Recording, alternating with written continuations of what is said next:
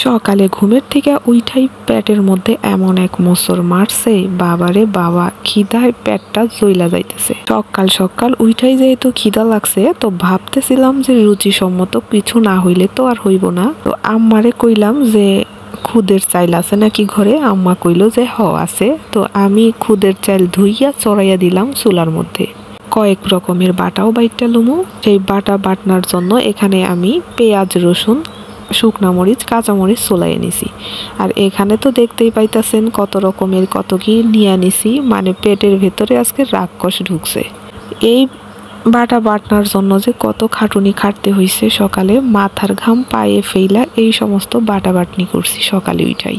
এমনিতেই তো ক্ষুধা লাগছে, তার মধ্যে আবার যদি এই রকম কাম কাজ করি তাইলে তো খিদা আরো বেশিই লাগবে। তো আমি একটা কড়াইয়ের মধ্যে ভালোভাবে একটু মরিচগুলাকে টাইলা নিলাম, আর এখানে পেঁয়াজ রসুনগুলাকেও ভালোভাবে টাইলা নিতেছি।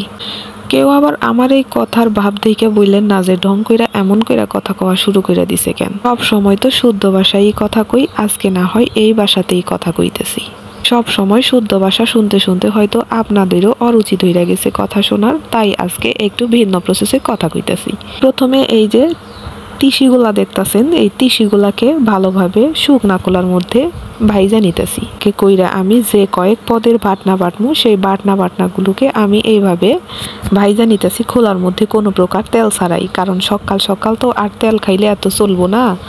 এই তো আমি সবগুলাকে প্রায় ভাইজা ফালাইছি। এখন আমি এখানে শুটকি মাছও ভাইজা ফালাইতেছি, হালকা এখানে একটু তেল দিয়ে দিচ্ছি। একে একে কিন্তু আমার সমস্ত ভাজাভাজির কাম হইয়া গেছে। এখন কিন্তু আমি বাটনা বাটার জন্য চলে আসছি। বাটনা বাটার জন্য আমি প্রথমেই এখানে তিল নিয়ে নিছি, একটু করে পেঁয়াজ, একটা মরিচ আর একটু লবণ নিয়ে এখন পাটার মধ্যে পিষা শুরু করে দিছি।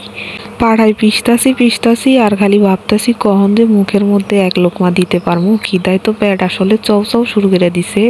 এই তো দেখেন আমার এত সুন্দর করে সমস্ত বাটনা বাটনি হইয়া গেছে। এখন আমি প্যাডের মধ্যে কয়টা দিয়া লমু।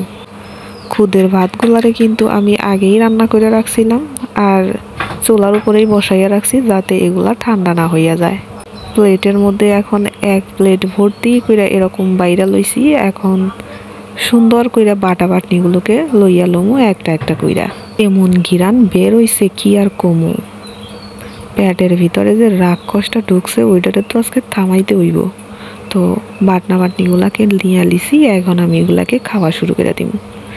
তো আপনারাও যদি চান এইভাবে কিন্তু সকাল সকাল এরকম বাটনা বাটনি দিয়া ভাত খাইতে পারেন, পেট একদম ফুল হয়ে যাইব। এই যে আমি একটু কইরা বাটনা নিয়া নিতাছি আর মুখের মধ্যে পুইরা দিতাছি। আহা কি স্বাদ! এইরকম স্বাদ যেন মাংসগুলারও হার মানাইয়া দিব।